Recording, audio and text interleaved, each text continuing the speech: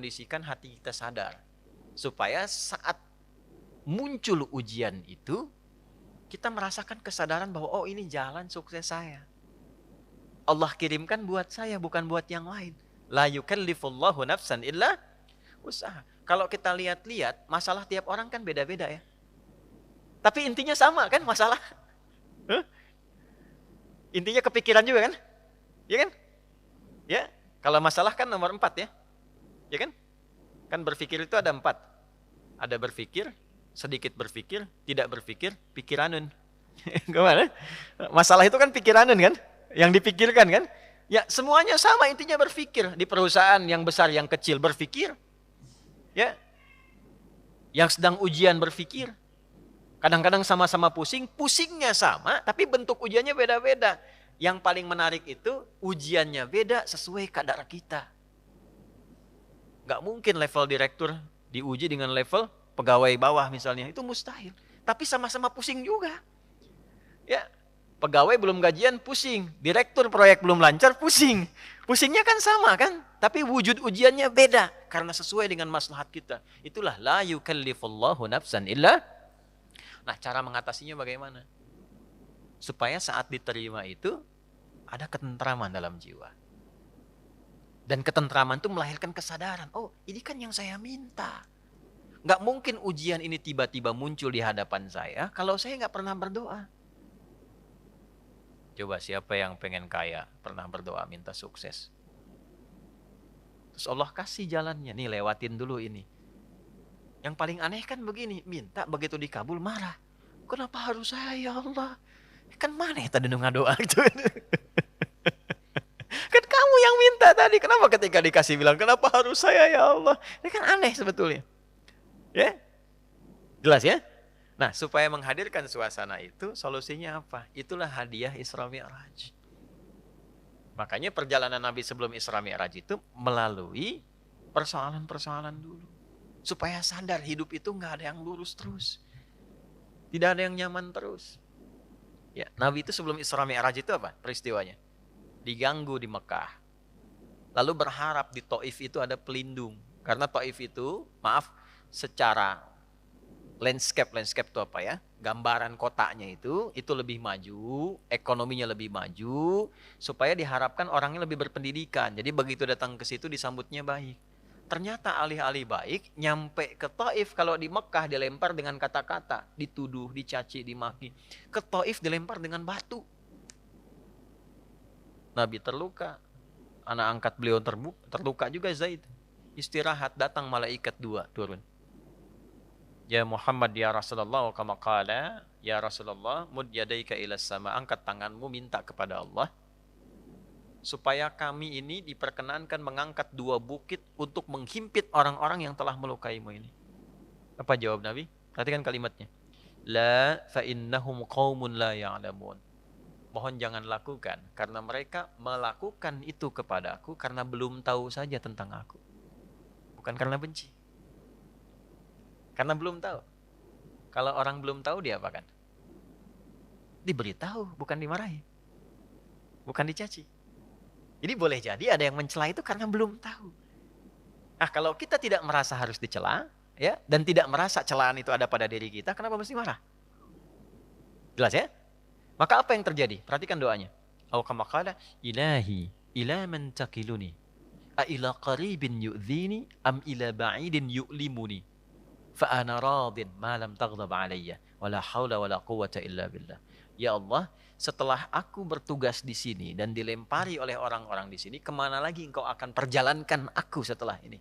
Apakah tempatnya masih dekat dan aku akan dilempari lagi? Ataukah tempatnya jauh dari sini dan aku akan disakiti lagi? Aku ridha dengan itu ya Allah, selama itu perintahmu sepanjang engkau tidak marah kepadaku. Itu poinnya. Tolong garis bawah ini. Sepanjang engkau tidak marah kepadaku. Apapun yang kau perintahkan, aku kerjakan. Apakah tempatnya masih dekat atau jauh dan aku akan disakiti lagi. Dari situlah turun undangan Isra dan Mi'raj. Ternyata bukan cuma di bumi, diperjalankan langsung sampai dengan ke langit. Subhanalladzi asra bi'abdihi lailam minal masjidil haram ilal masjidil aqsa alladzi barakna haulah linuriyahu min ayatina innahu huwas samiul basir. Turunlah peristiwa Isra Mi'raj. Undangan itu turun. Asalnya dari situ. Jadi ketika kita itu sadar bahwa semua apa yang kita alami ini ujian dari Allah untuk membantu kita meningkatkan kualitas hidup, mengabulkan doa kita, disitulah anugerah akan turun. Tapi kalau kita banyak mengeluh, capek. Ya, ini saya kasih gambaran gini. Ibu tahu cacing nggak? Cacing tahu ya? Mas tahu cacing ya? Pak, cacing itu kalau saya punya wajan tuh buat gorengan, panasin. Cacingnya dikesituin tuh. Ya. Kalau belum panas kan dia diam ya. Kalau udah dipanasin dia ngapain? Rungkel-rungkel tuh. Orang Banten rungkel-rungkel. Ya. Ngapain cacingnya? Hah? Gerak-gerak gitu kan? Gede. Kenapa? Panas. Bukan. Bukan karena kepanasan. Karena cacing tidak bisa mengeluh. Aduh panas, aduh. Enggak. Dia bergerak mencari solusi. Ya. Ya kan? Pernah nggak dengar cacing? Aduh, nggak pernah kan? Kenapa harus saya? Kenapa? Nggak pernah begitu. Kejamnya, nggak pernah. Ya, yang dicari solusi. Nah, cacing dihisap tidak? Tidak. Kita dihisap tidak? Cacing tidak dihisap, tapi menjadi umpan untuk makanan kita. Kita yang sering ngumpanin cacing, tapi nggak belajar dari cacing tuh. Kenapa harus selalu ada keluhan? Yo, cicak. Cicak makanannya apa? Nyamuk. Cicak bisa terbang nggak? Nyamuk bisa terbang. Di mana logikanya hewan yang tidak bisa terbang, makanannya terbang? Tuh. Tuh kalau nyamuknya pintar, dia punya akal. Ya, jadi mainan cicak tuh. Cicak, gitu kan? Ya, tapi lihat kuasa Allah tuh. Orang tua kita cuma ngajarin sedikit. Cicak diam-diam datang seekor. Kok datang seekor nyamuk? Bukan cicak mendatangi nyamuk, nyamuknya datang. Siapa yang mendatangkan nyamuk ke cicak itu? Apa pernah cicak mengeluh? Tidak mengeluh. Nah, itu binatang. Nah, yang mau saya katakan, mengembalikan suasana itu, Nabi sudah mengajarkan dari peristiwa Isra Mi'raj. Tidak ada orang bebas dari ujian. Tapi kalau kita menyadari semua datang dari Allah untuk membuat kita lebih berkualitas, satu, dan mengabulkan sesungguhnya apa yang kita mohonkan dalam doa, maka turunlah kemudian kenyamanan. Kalau Nabi karena Nabi Rasul, mukjizatnya Isra Mi'raj, naik buruk, kita nggak mungkin naik buruk. Odong-odong banyak. Delman banyak, tapi naik buruk mustahil. Ya, karena peristiwanya tidak mungkin berulang, maka hadiahnya diabadikan, itulah sholat. Itulah sebabnya panggilan sholat itu bersanding dengan hajat. Karena itu sholat disebut dengan hajat. Kebutuhan. Wasta'inu bisabri sholat. Kalau punya masalah, terima dulu dengan sabar. Dan lakukan sholat. Nah, jadi asalnya sholat itu diperintahkan oleh Allah lewat Rasulullah untuk menyelesaikan semua masalah kehidupan kita. Makanya dulu orang-orang yang punya hajat, punya masalah, itu melakukan sholat. Nabi Zakaria punya masalah. Diuji dengan keturunan.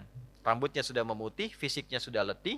Maaf, istrinya divonis menopause dan mandul. Secara medis gak mungkin punya keturunan. Maka apa yang diperintahkan oleh Allah? Diilhamkan sholat. Di Quran surah 3, ayat 38 sampai 39. Ya. Hunalika da'a Zakaria rabbah qala rabbi habli min ladunka dzurriyyatan thayyibah innaka sami'ud du'a fanadathul malaikatu wa huwa qa'imun yusalli fil mihrab annallaha yubashshiruka bi Yahya. Setelah manusia mengatakan enggak mungkin kau punya keturunan, beliau salat. Dalam salatnya beliau memohon, ya Allah, semua memvonis aku tidak akan mungkin punya keturunan, maka aku menyebut namamu yang memberi tanpa punya batasan, Hab namanya. Dari Wahab. Ya Allah, saya minta darimu saja. Karena orang lain mengatakan gak mungkin. Saya minta darimu yang tidak punya batasan. Engkau pasti mendengar doa saya. Kalau yang pada maha mendengar juga tidak terkabulkan, kepada siapa lagi saya mesti meminta? Maka langsung turun jawaban. Padahal beliau itu masih berdiri dalam sholatnya. Belum selesai sholatnya. Fanadathul malaikatu, turun malaikat. Wa huwa qa'imun yusalli fil mihrab. Sedangkan beliau masih berdiri dalam sholatnya. Turunlah berita disampaikan akan punya anak namanya langsung dari Allah, Yahya. Nabi Musa sholat. Musa itu sholat. Quran surah 20, Thaha ayat 14. Innani anallahu la ilaha illa ana fa'budni wa aqimis salata li dzikri. Nabi Isa sholat. Quran surah 19 ayat 31 sampai 33. Wa awsani bis shalah. Allah memerintahkan padaku untuk sholat. Nabi Ismail sholat. Quran surah 19 ayat 55. Wa kana ya'muru ahlahu bis shalah. Bahkan Nabi Ismail itu meminta semua keluarganya jangan tinggal sholat, jangan tinggal sholat. Itulah sebabnya kenapa sholat itu menjadi yang paling pokok dalam hidup dan tidak ada alternatifnya sampai meninggal. Kenapa? Karena Allah menginginkan semua masalah kita selesai, tuntas. Saat sholat kita minta, rukuk, sujud, selesai masalahnya. Zakat itu wajib kalau ada kewajibannya berlaku. Sampai nisabnya, keluar zakatnya. Tapi kalau belum sampai batasnya, nggak ada kewajiban zakat. Puasa itu wajibnya kapan? Ramadan. Kalau tidak Ramadan, tidak wajib, kecuali nazar. Ya. Dan saat Ramadan pun kalau nggak mampu, masih bisa diganti. Kalau tidak qadha, fidyah. Haji wajib nggak? Kapan? Bagi yang mampu. Tapi sholat, semua berlaku, berdiri. Nggak bisa berdiri, nggak mampu, duduk. Waqu'uda. Nggak bisa duduk, berbaring. Nggak mampu berbaring, isyarat. Nggak mampu isyarat, berkedip. Dengan kedipan selama masih sadar. Nggak mampu berkedip, disolatkan. Kan sudah selesai. Ya. Ya, sampai titik akhir tuh. Ya, sampai titik. Kenapa? Karena Allah tidak menginginkan semua hambanya siapapun punya masalah yang tidak selesai. Duduk punya masalah, selesai. Berbaring punya masalah, selesai. Itu masalahnya. Dan tidak ada orang hidup yang tidak punya masalah. Ini subuh kan baru berapa menit tadi kita lewat tuh? 30 menitan. Ada nggak yang nggak punya masalah sekarang? Nggak ada. Nanti subuh ke zuhur pasti punya masalah lagi. Kalau sholatnya benar, selesai. Itulah asalnya.